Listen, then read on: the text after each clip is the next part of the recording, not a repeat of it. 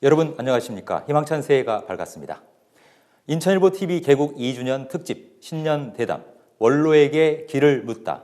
오늘 그 두 번째 시간으로 사단법인 홍익경제연구소 하석용 이사장 모시고 앞으로 대한민국이 나아가야 할 길에 대해 말씀 나눠보도록 하겠습니다.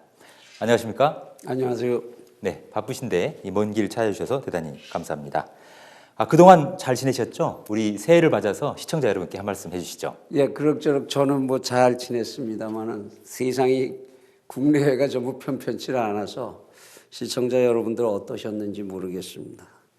2020년 새해가 국내외로 결코 그렇게 편편할 것 같이 전망되지 않는 때인데 여러분들에게 그냥 단순히 새해 복 많이 받으십시오 이렇게 말하긴 그렇고 새해 기적 같은 복을 많이 받으시기 바랍니다. 감사합니다.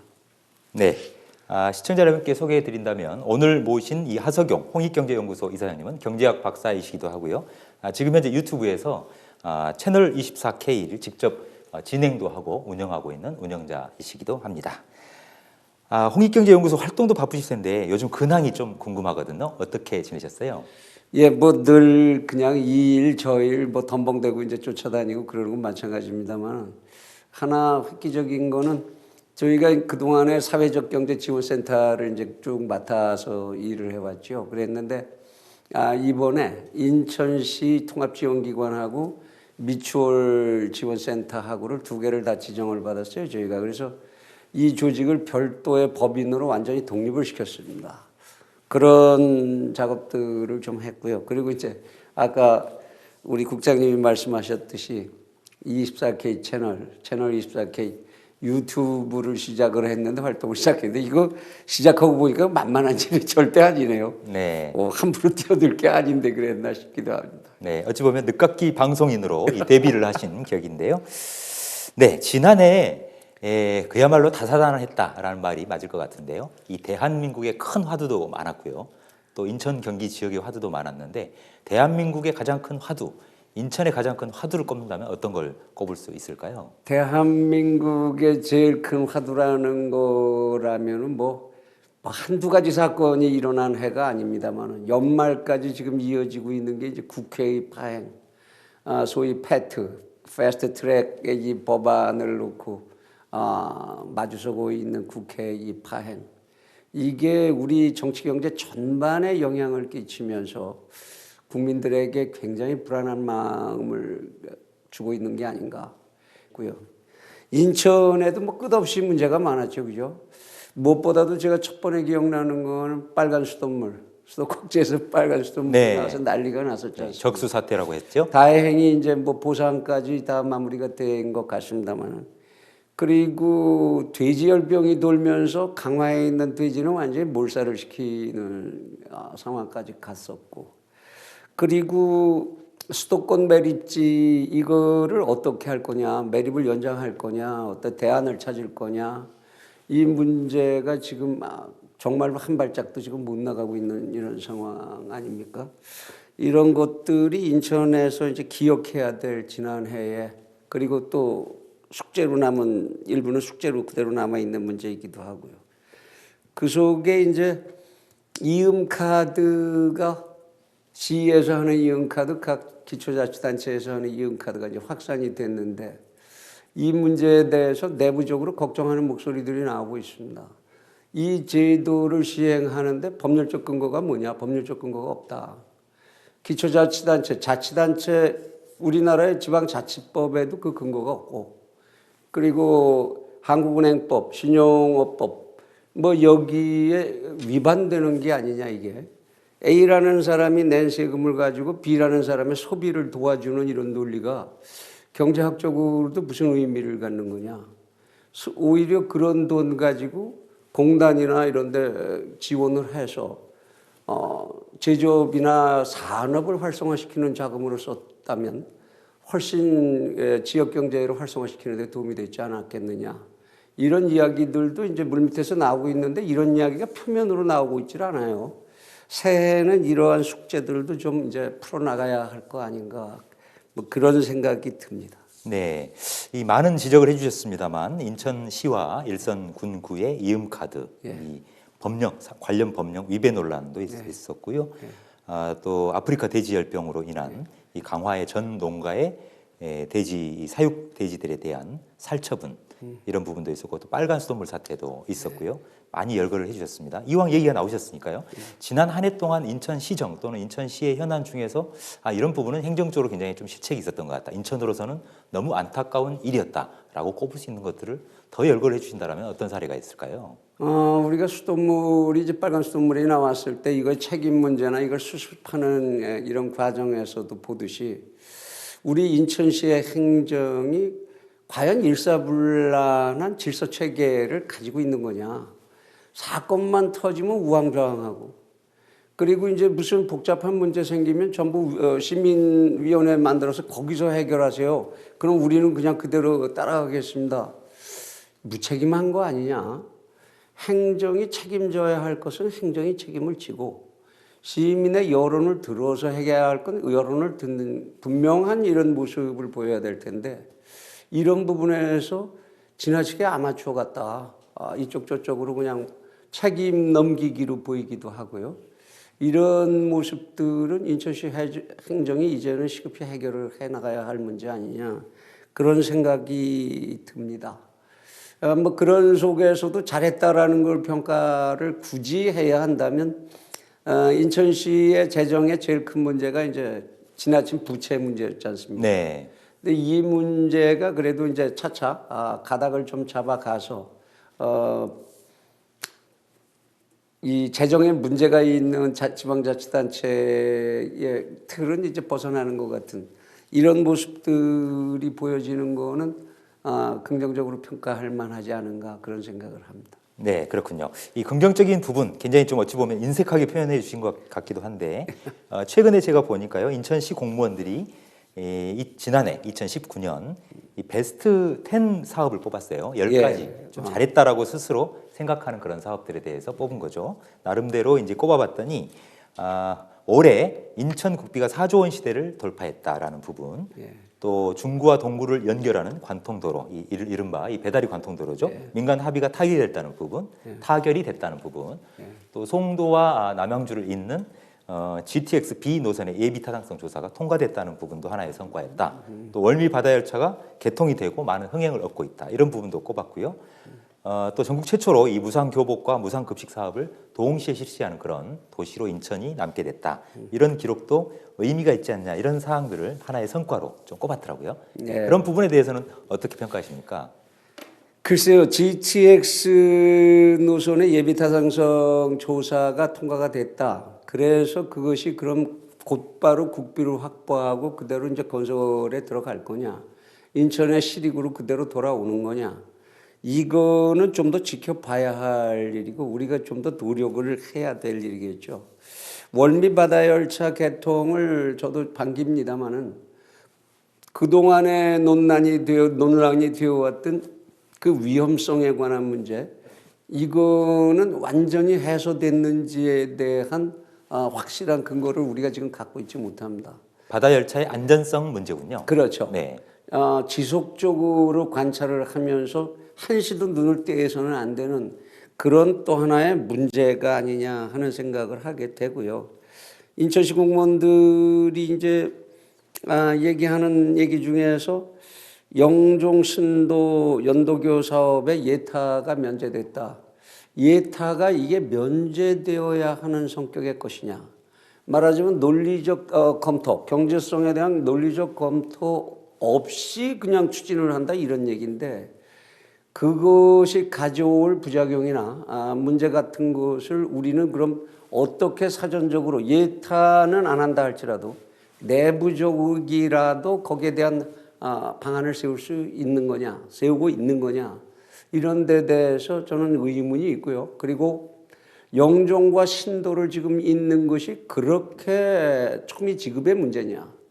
인천에 지금 남동공단 같은데 공단의 가동률이 뭐 급격하게 떨어지고 있고 이탈하는 기업들도 많이 생겨나고 이러는데 무엇을 해서 먹고 살 것이냐 이 도시는.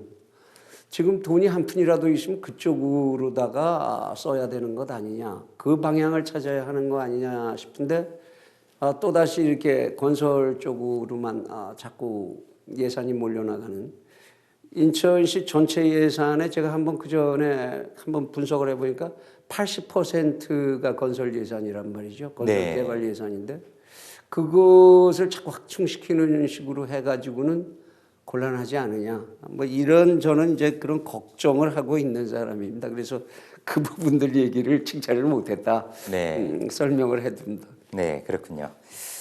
특히 이 사장님께서는 이 홍익경제연구소를 설립해서 인천 지역의 경제사회 전 분야에 대한 발전을 좀 열심히 도모하고 계신 걸로 알고 있는데요. 이 사장님께서 오랜 세월 인천에서 거주하고 사시면서 지켜보셨을 때 인천의 어떤 지역성, 정체성, 시민성에 대해서 의문 부호를 표시하는 분들이 적지 않지 않습니까? 과연 인천이 정체성이 있는 도시냐? 이런 부분에 대한 근본적인 물음인데요. 이 부분에 대해서 어떻게 생각하시는지, 또 인천 시민들에게 당장 필요한 인식적인, 의식적인 어떤 개선의 여지는 어떤 방향이 될까요? 인천일보에 제가 그 전에 기고했던 칼럼 중에서도 제가 한번 지적을 한 적이 있는데요.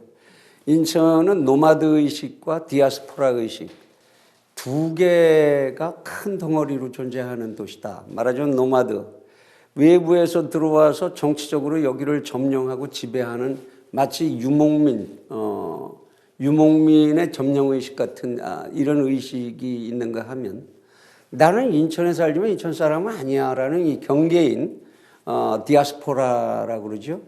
이런 의식이 공존하고 있는 도시가 인천이 아니냐.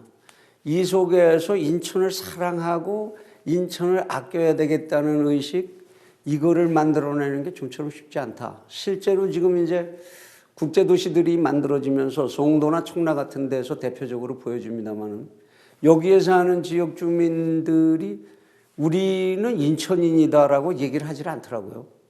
우리는 송도 국제도시 사람이야. 우리는 청라 국제도시 사람이야. 이렇게 얘기하더라고요. 한 토론회에 갔다가 제가 참 당황했는데 우리를 인천인이라고 부르지 말고 인천의 문제를 왜 우리한테 얘기하냐 이런 얘기가 나오더라고요. 예. 이러면 하나의 도시가 어떻게 결집력을 갖고 과제를 풀어나가며 발전할 수 있겠느냐. 이제 그런 지역 이기적인 인천 시내에서조차 지역 이기적인 이런 의식들을 이제 극복해내야 된다. 인천 시민들이 그런 생각을 늘 하고 삽니다. 네, 그걸 지금 말씀하신 대로 이 인천이 노마드와 디아스포라가 공존하는 그런 의식이 공존하는 그런 도시다라고 진단을 해주셨는데요. 그거 극복하기 위해서는 누가 어떻게 무슨 노력을 먼저 기울이는 게 타당할까요? 우선 지도층들부터 그런 모습을 자기들 스스로가 버리려는 노력을 해야죠. 그런데 그게 아니고 지도층들부터도 무슨 향후에 무슨 회 해서 그걸 또 정치적 기반으로 만들기 위해서 강화하고 공적인 조직 속에도 이제 그런 분열이 생기는 걸 조장하고 이렇게 한다면 참 그 단계를 넘어서기 굉장히 어려울 거다. 아무리 인천 사랑 얘기를 목청을 높여봤자 그런 현실적인 변화가 생기지 않는다면 곤란하다. 결국은 이제 리더들의 각성이 우선되어야 하고 그리고 이제 청소년 교육을 좀 강화할 필요가 있다. 인천에 대한 애정을 자라나는 과정부터 가질 수 있도록 그러한 특별한 교육 프로그램 같은 것들이 인천에는 요구되고 있는 것 아닌가 그런 생각을 합니다. 네, 이런 측면은 인천뿐 아니라 이 1,350만 많은 거대 인구를 보유하고 있는 경기도 역시 마찬가지 그렇죠. 상황이라고 봐야겠죠. 그렇죠. 경기도도 대한민국이 전체로 예외가 아니지 않습니까? 그냥 지역 그리고 패거리 이거에 매몰되어서 우리 스스로의 미래를 우리 스스로가 망치는 우리 발등을 우리가 찍는 그 이기주의가 결국은 우리 스스로의 발등을 찍는 건데 거기 함정에서 벗어나질 못하고 있죠. 더구나 이제 경기도는 또 경기남도, 경기북도 뭐 이런 식의 얘기까지 나오면서 그런 이제 분열적 논리까지 이렇게 정치를 하는 사람들이 그걸 이용하려고 드니까 그런 분열이 오히려 강화되고 있는 것 같은 그런 모습이 저한테 참 안타깝게 보입니다. 네, 이 정치 셈법이 가미가 되면서 소집단주의나 소지역주의 이런 부분들이 더 가속화되는 촉매제 역할하는 이런 어떤 부분이 있다라고 지적을 해주시는 거군요. 네. 그래서 이런 부분들을 극복하기 위해서는 일단 지도층, 리더, 오피니언 리더 그룹이라고 하시는 이런 분들부터 뭔가 의식 각성이 좀 필요하고 예. 자라나는 청소년들에 대한 교육, 교양, 자기들이 프로그램. 현실 생활 속에서 그 자세를 실제로 보여줘야죠. 실천해 줘야 됩니다. 인천 사랑하면 인천 진짜로 어떻게 사랑하는데 자기가 가진 걸 던질 줄 알고 그리고 자기를 희생할 줄 아는 그런 자세를 좀 보여줘야 되는데 사랑한다는 말과 헌신, 희생이 별개로 놀고 있으면 그거 아무 의미가 없는 거겠죠. 네, 네, 실천의 중요성을 강조해 주신 것 같아요. 예. 네, 좋습니다. 올해는 이제 그 모든 국민들이 초미의 관심사가 이제 4.15 국회의원 선거에 있다고 봐도 과언이 아닐 것 같습니다. 이번 4.15 총선은 아시다시피 이 현 정부에 대한 중간 심판적인 그 중간 평가적인 이런 어떤 부분들도 있는 것 같고요. 그래서 여러 가지로 이제 관심을 좀 모으고 있는데요. 정치적인 분열도 지금 가속화되고 있는 그런 형국이기도 하고요. 이번 총선 어떻게 보시는지 또 우리 유권자들이 어떤 인물들에게 표를 던져야 되는지 방향을 한번 제시해 주시죠.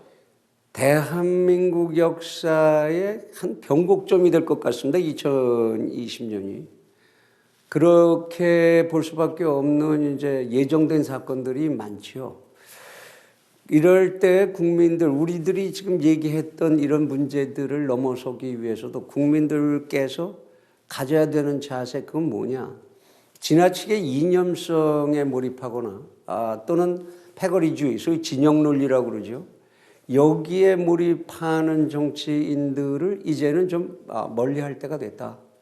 그런 사람들이 우리의 문제를 풀어주기보다는 우리의 문제를 더욱 심화시켜 온 거를 부인할 수 없으니까 말이죠. 전 세계적으로도 지금 이런 이념성에 이렇게까지 몰입을 해서 참 분란을 겪고 있는 나라 몇 개 나라 없어 보이는데 우리가 그중에서 좀 제일 심한 거 아닌가 좀. 이제 그런 데서 탈피하는 그런 사고를 국민들께서 해주시고 그것을 실천적으로 보여주셔야 할 때가 된 거 아닌가. 그래야 그 변곡점을 우리에게 바람직한 상태의 변곡점으로 만들어 나갈 수 있지 않을까 그런 생각을 합니다. 네, 잘 알겠습니다. 특히 올해는 이 흰 쥐띠에 해여서 각별한 의미가 있다라고 희망찬 새해를 다 얘기하고 또 노래하기도 합니다. 덕담도 주고받고요. 그렇지만 이 세계 국제 정세를 살펴본다거나 경기 전망을 본다라면 올해가 굉장히 좀 어두울 수도 있다 이런 부정적인 비관론이 좀 많은 게 현실인 것 같아요. 이런 현실에서 이 대한민국 경제가 나아가야 할 방향, 취해야 될 태도, 또 그 속에서 인천과 경기가 어떤 그 자리매김을 해야 될지 방향을 한번 제시해 주신다면 어떻게 말씀해 주실 수 있겠습니까? 경제라는 건 사실은 실사구시하는 것밖에는 방법이 없는 경제를 살리려면 무슨 이념이나 탁상공론 가지고 되는 게 아니죠. 결국은 자본이 생산성 있는 쪽으로 몰리고 노동이 정말로 즐겁게 일을 하겠다라는 의식으로 몰려들고 이 두 개의 힘이 합쳐져야 활성화되는 게 경제 아닙니까?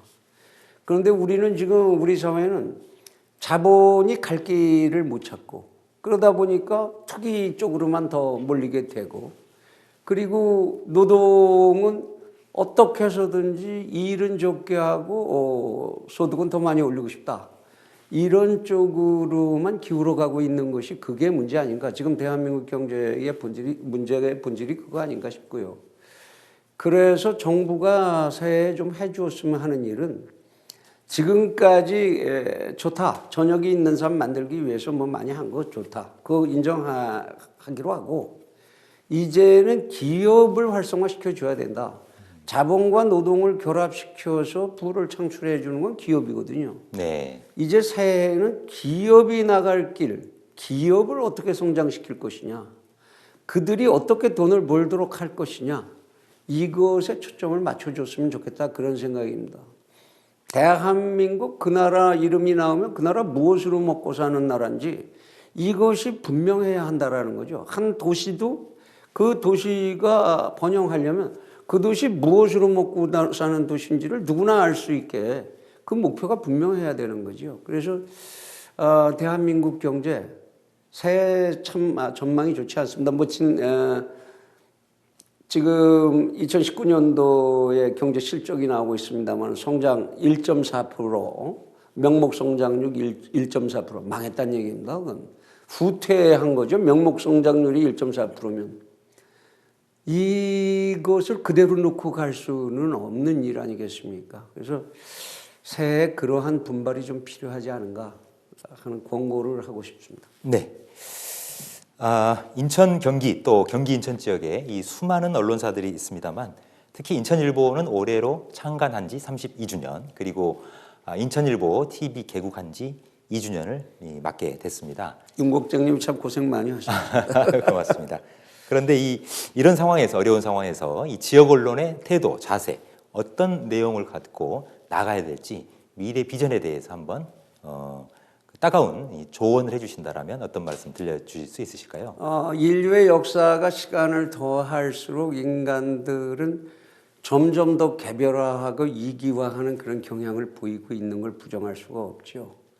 이런 속에서 또 우리는 동시에 통합된 어떤 일들을 해 나가야 되고 이러다가 보니까 이제 한 나라가 한 대통령, 한 도시가 한 시장 이런 리더십에 의해서 완벽하게 리드되기는 어렵다.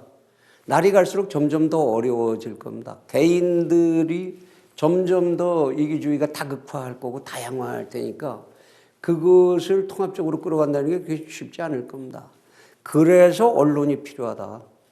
언론이 그래서 해줘야 될 일이 밝은 눈을 가져야 되고 언론은 한 사회의 밝은 눈으로서의 역할을 해줘야 되고 한 사회의 명석한 두뇌로서의 역할을 해줘야 되고 한 사회의 바른 입으로서의 역할을 해줘야 된다. 과연 우리나라에 이렇게 밝은 눈, 명석한 두뇌, 옳은 입, 이 역할에 충실한 언론이 얼마나 있는지 그게 없다면 그 사회는 희망이 없는 거죠. 인천일보가 그렇게 지속적으로 성장해 주시기를 빕니다. 네, 저희도 명심하겠고요. 또 시청자 여러분들께서도 따가운 어떤 질책의 말씀인데 저희 인천일보가 또 인천일보 TV가 지역 언론이 어떤 역할을 해 나가는지 끊임없이 견제와 감시 또 조언을 충원을 아끼지 말아 주셨으면 좋겠습니다. 좀 마지막으로 우리 시청자 여러분들께 그래도 새해 맞았는데요. 좀 따뜻한 덕담 한 말씀 부탁드릴까요? 예. 저는 요새 우리 사회가 구성원들 간에 전기가 흐르지를 않고 있다. 전류가 흐르지를 않는다.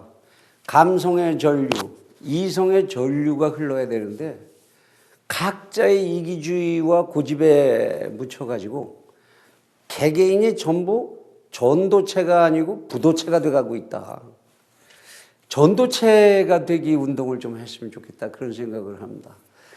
부부지간에도 부도체화하고 부모와 자식 간에도 전기가 흐르지를 않아요. 전도체가 되지를 못합니다. 스승과 제자 간에, 상사와 부하 간에, 이웃과 이웃 간에, 조직과 조직 간에 전기가 흐르지를 않아요. 이성의 전기, 감성의 전기가 흐르질 않습니다.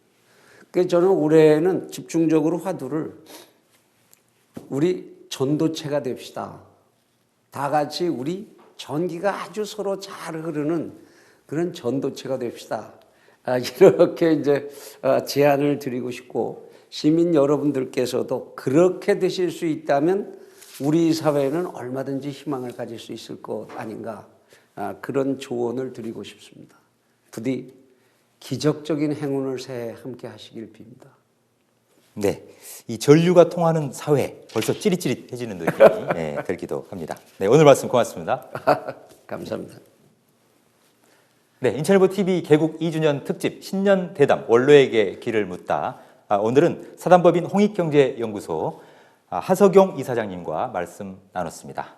인천일보 TV와 인천일보는 앞으로도 지역 현안에 대해 정론지필의 마음으로 임할 것을 시청자 여러분께 약속드리겠습니다. 경제하는 한 해도 건강하시고 가정에 행복하시기를 기원하겠습니다. 새해 복 많이 받으십시오.